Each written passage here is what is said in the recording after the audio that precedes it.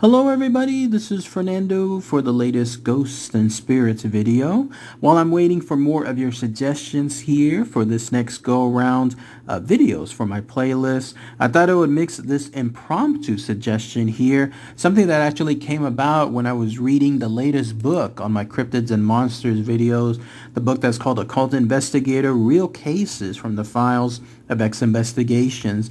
If you haven't had a chance to check out those videos, please do so. You'll be able to hear some interesting chapters that chronicle not just cryptids and monsters, potential paranormal stuff, but also things involving witches and ghosts. In fact, one of the chapters talked about a house that I immediately knew I wanted to talk about here on the Ghosts and Spirits side. It's a famous haunted house located in Salem, Massachusetts. Very good paranormal experiences there. In fact, it's almost like you're guaranteed to have one if you stay there. And on top of that, this haunted location is now a hotel. Can you believe that? I'll talk about that more here in a minute too. But you're looking at a picture of it now. It goes by a very distinctive name, at least before it was a hotel. It's called the Joshua Ward House. So let's go ahead and let's talk about that here. Then I'd love to hear what anyone has as far as any thoughts and comments, especially those of you that happen to have visited Salem, Massachusetts, maybe even stayed or seen this famous haunted house. So here's all the info associated with it. First off, it's a very old house. It was originally built in 1784. Can you believe that? 1784, over 200 years old. In fact, it was the actual first brick home, one of the first ones built there in Salem, Massachusetts, way back when. It was actually done by a noted woodworker at the time, a guy by the name of Samuel McIntyre, and he gave it its distinctive look. I don't know how much of it was replaced once it became a hotel, but otherwise it was considered a pretty unique house, so much so in fact that at one point even George Washington himself wanted to stay within that house, that location, I guess because of its notoriety. But it was at a certain point, in fact later on, when there was another infamous person actually, that lived there, a guy by the name of Sheriff George Corwin. In fact, he was infamous because his name, his actions became a hallmark of many of the tragedies associated with the Salem witch trials. You've heard of those trials before, right? The idea that so many women were basically innocently accused of being guilty of being witches. They were innocent, but they couldn't prove anything in terms of the people that were there, in terms of this guy as well, anything that would prove that they weren't. And so for lack of a better term, they were all essentially found guilty. And the reason why Sheriff Corwin is tied to this so infamously is because he was considered someone that was actually very much into making sure that he would get confessions. He actually lived at this place. In fact, at this location, many of those women that were accused of being witches were taken there and basically resided there as well. It was at this location that he would in turn interrogate those women so badly, in fact, that his techniques earned him the nickname the Strangler. If you're wondering why, it's pretty easy to guess.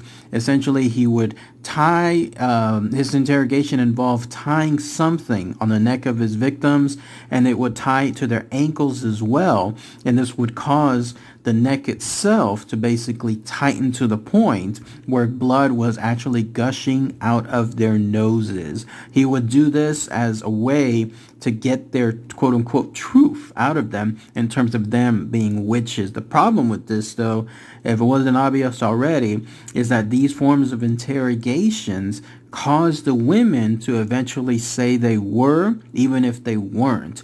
This was because they wanted to get out of that form of torture. They wanted to do anything they could to be able to just have whatever this thing was, this rope or something else tied to their neck and ankles, to be removed. And then, of course, he would almost say to the point of, see, they were witches, and then that's when they were executed afterward. This was clearly a very bad circumstance for those women. Anyone that was found to be in his sights, and I don't know how many women ended up dying there, but reading some of the information turns out that there were quite a few.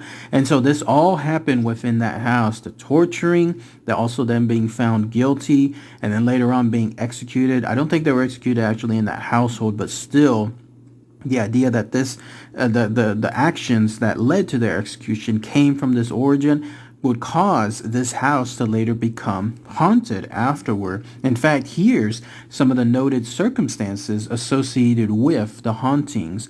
If you stay at this house, which is again actually now a hotel, which you're looking at pictures of here, if you stayed there, you may have a chance of actually meeting the Strangler himself, Sheriff George Corwin.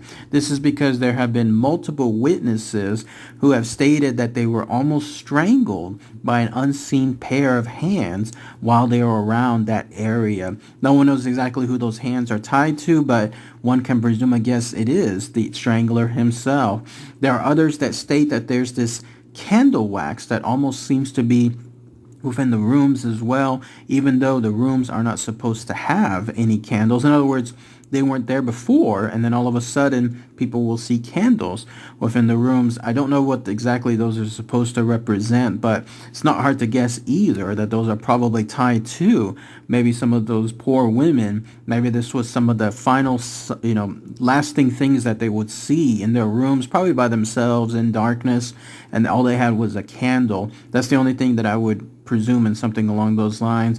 And then others have stated on a more severe site that they have scratches and then burns appearing on their body, either on their arms or somewhere else as well. The idea is that this thing, whatever haunts this location, could actually be angry with good reason, obviously, because of the circumstances involved, and is angry at the fact that maybe they're ghosts, angry at others that are there walking around, living, and then just enjoying their life, and then maybe they too are doing something to those people as an act of some kind of revenge or something else, jealousy, envy, who knows, or it could be the sheriff himself. So he was considered, again, someone that was quite diabolical with his actions, so it could be him lashing out on there too. But yes, the actual location is now a hotel. You can actually go book that location there. It's called the Merchant of Salem, Massachusetts. And if you go there to this day, you'll be able to stay not just in Salem, Massachusetts, but in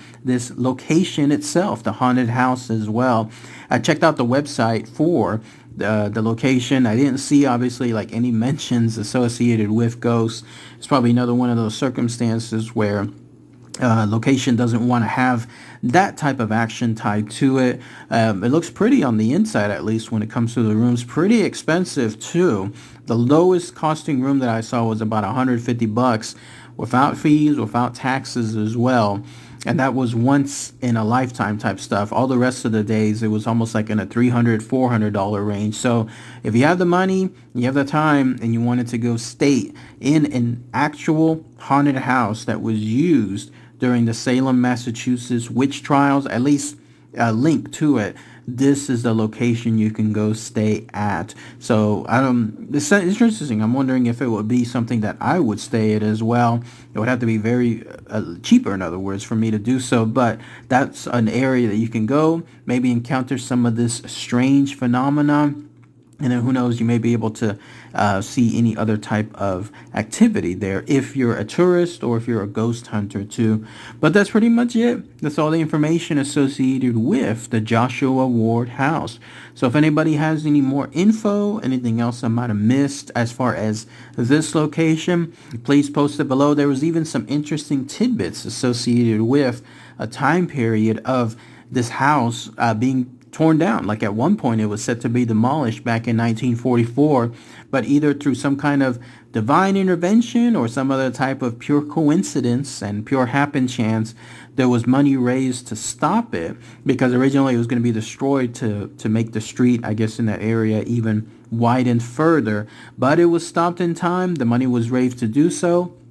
And then that's where the house was moved just a little bit. I guess it was moved to make sure that the street was widened, but that's where it sits now, and that's where it stayed ever since. A hallmark, again, to the Salem witch trials, to the guy, the sheriff, in other words, that caused so much horrible torturing for the women and, of course, the innocent women themselves. That was some of their last stays during their lifetime. You can go there to this day and then stay yourself as well. All right, everybody. Thanks again as always. Take care. Bye.